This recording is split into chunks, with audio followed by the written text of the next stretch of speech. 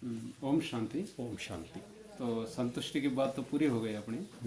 और हर एक जीवन में, हर व्यक्ति के जीवन में तीन प्रकार के लोग आते हैं, जैसे अभाव, प्रभाव, स्वभाव। तो हम कैसे समझे कि अभाव, प्रभाव, स्वभाव में लोगों की उस इच्छा को हम पूरा कर सके।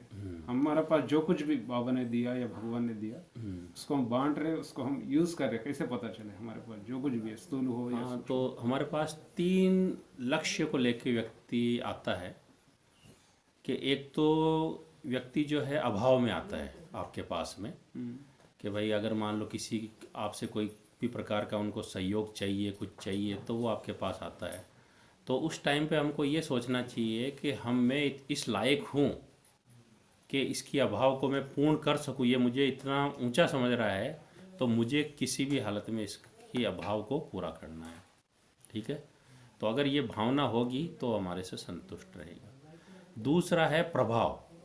प्रभाव में आता है तो हमको ये सोचना चाहिए कि मैं इतना प्रभावशाली हूँ कि ये मेरे प्रभाव में आया है, तो मैं इस लायक हूँ, मैंने अपने व्यक्तित्व को इतना प्रभावशाली बनाया है कि ये मेरे प्रभाव में आया है, तो मुझे भी इसकी कामना को पूर्ण करना है और इसको बाबा से जोड़ना है। तीसरा है अब ये स्वभाव। स्वभाव कोई न कोई स्वभाव संस्कार के वश होकर व्यक्ति आता है, तो हमें देखना चाहिए कि भाई इस समय ये व्यक्ति जो है इस मतलब इस संस्कार के परवश है। तो ऐसा नहीं कि वो क्रोध से मुझसे बात कर रहा तो मैं भी उससे क्रोध से बात करूं, लेकिन मुझे उसके स्वभाव को देखना है कि भाई इस टाइम पे ये बेचारा क्रोध के वश है। तो क्रोधी को क्रोध से नहीं सुधारा जाता है, कि अगर वो कोई गलत आदमी गलत को नहीं सुधार सकता है, इसलिए अगर वो क्रोध कर रहा है तो मैं उसकी बातों को सहन करते हुए, उसको सांत्वना देते हुए और उसके स्वभाव को समझ के और उसको संतुष्ट करने का लक्ष्य रखूं।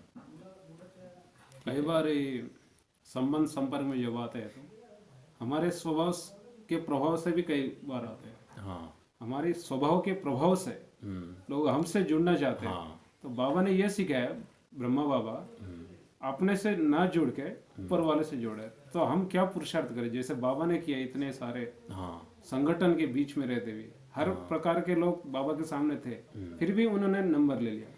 तो हमारे पास तो वर्तमान उतना भी नहीं एक डिपार्टमेंट, तो हम कैसे बाबा को वर्तमान समय उसको अच्छी तरह से समय को सफल करें, जीवन को सफल करें, कैसे फॉलो करें।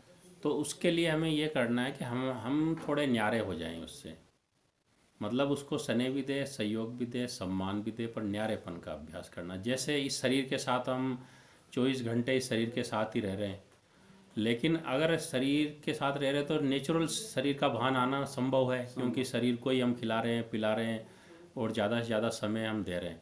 तो उसके लिए अगर हम न्यारेपन की स्मृति रखेंगे कि भाई मैं आत्मा हूँ, इन हाथों द्वारा कर्म कर रही हूँ, ये इस शरीर के द्वारा जो कराने वाली हूँ मैं आत्मा हूँ, मैं मतलब करावनहार मैं हूँ, इस शरीर के द्वारा करा रही हूँ। तो लेकिन कराने वाली कौन हूँ? मैं आत्मा हूँ। तो आत्मा की स्मृति रहने से हमें न्यारेपन की अनुभूति होती है। ऐसे ही हमको ये ध्यान रखना है कि सबके साथ संबंध निभाना है, पर मुझ आत्मा का जो सर्व संबंधी है वो तो एक परमात्मा है। तो वो कोई मेरे तरफ कितना भी आकर्षित हो, पर मैं उधर उसकी तरफ आकर्षित रहूं, तो वो प्रैक्टिकल जीवन को देख के वो भी उसकी तरफ आकर्षित स्वतः ही हो जाएगा। कई बार पुरुषार्थ में शुरू में जब संबंध संपर्क में आते हैं तो बहुत प्यार भरी होती है संबंध संपर्क। कई बार वो जो प्यार है वो चलते चलते कई बार या डिवाइड हो जाता है या ईर्ष्या के रूप धारण कर लेता है। आज ठीक था, आज ठीक चल रहा है, जैसे बाबा बोलते हैं ना, ज्ञान में ठीक ठाक था, कोई ना कोई ऐसी बात आ गई, नाराज हो गए, भगंती हो जाते। तो हम भी संबंध संपर्क में आज ठीक ठाक है, तो कोई छोटी सी बात, कोई बड़ी बड़ी बात नहीं, बड़ी बात तो जीत लेते हैं, छोटी सी छोटी बात में नाराज हो जाते हैं। फिर वो क्या होता है, वो जो प्यार होना चाहिए वहाँ ईर्ष्या हो जाती। तो इसको हम कैसे समझे और उसको कैसे डेवलप करें? उसके लिए सही बात है कि चलते चलते हो जाता है, तो क्योंकि कौन से समय कौन सा अकाउंट सामने आ जाता है। तो पहले प्यार का अकाउंट होता है, क्योंकि हम आपस में अनेक जन्मों में साथ रहे होंगे, तो कभी हमारा प्यार का भी संबंध होता है, और जहाँ प्यार होता है वहाँ पे कोई न कोई बात में कामना भी होती है, और कामना पूरी नहीं होती है तो फिर क्या होता है, लड़ाई झगड़ा हो जाता है, ईर्ष्या हो जाती है। तो ये नेचुरल होता है।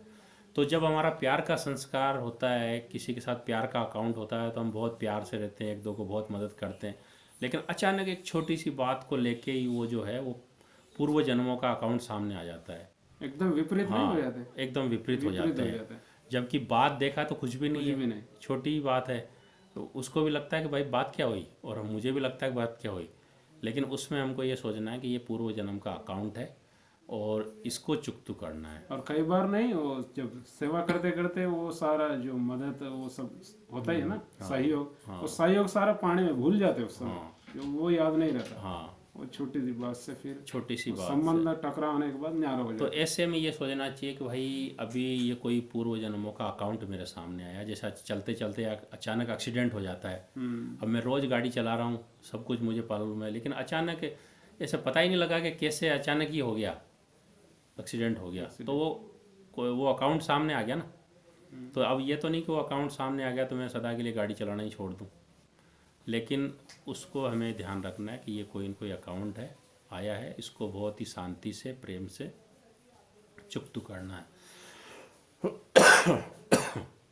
और बाबा बोलते हैं ना, और इसके प्रति मुझे नेगेटिव भावना नहीं रखनी है। नेगेटिव, ये सोचना है कि भला ही वो बात भी नहीं कर रहा है, लेकिन मन में पॉजिटिविटी रखो कि भाई कोई नहीं, इसको सहयोग देने की भावना हो कि जब भी कोई बात होगी तो मैं इसके प्रति एक तो नेगेटिव नहीं सोचूं, नेगेटिव नहीं बोलूं, साथ ही साथ मेरी सहयोग देने की भावना हो, सहने की भावना हो, तो धीरे धीरे वो सब ठीक हो जाएगा।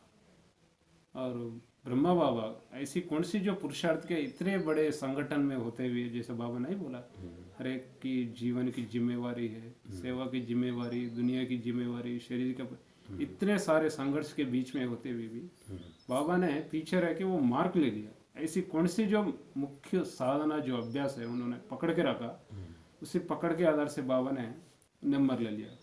हम भी क्या करें वर्तमान, क्योंकि साधन तो बढ़ गए, उस समय साधन भी नहीं थे, बाबा के टाइम पर साधना थी।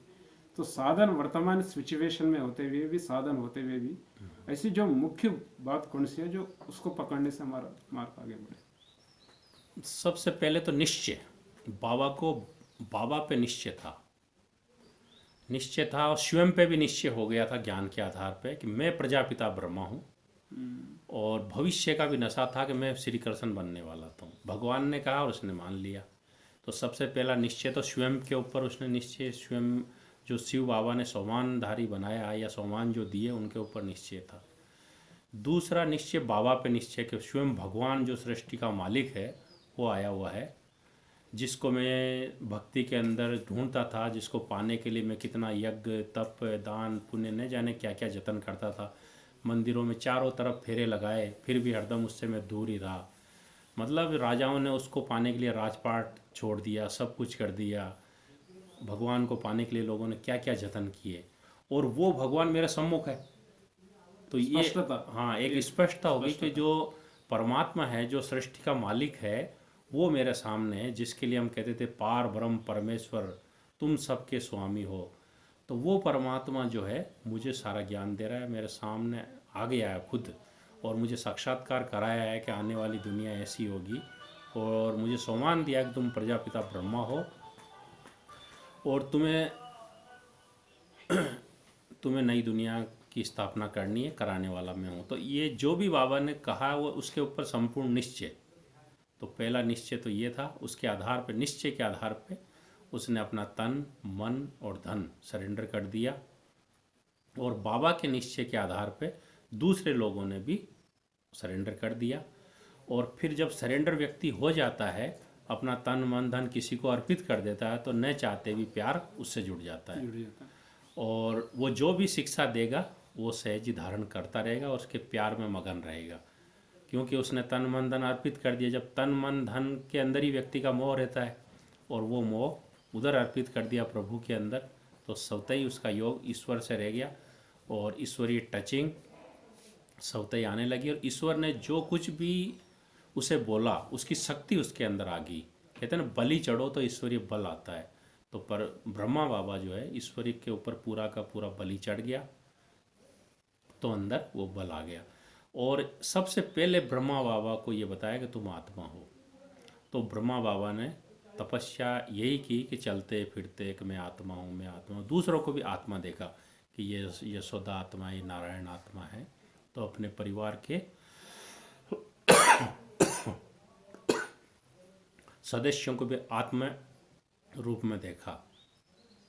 तो कहने का मतलब आत्म अनुभूति उसने बहुत अच्छी की, अपने को भी आत्मा समझा, दूसरों को भी आत्मा स्वयं पर देखा। निश्चय 100% था बाबा। हाँ, स्वयं पे भी निश्चय था, बाबा पे भी निश्चय बाबा था, साथ ही साथ ड्रामा के हर सीन पे भी निश्चय था, और ये जो ब्राह्मण परिवार है इसके ऊपर भी बाबा को पूरा निश्चय था कि यही देवी देवता बनने वाली आत्माएं हैं।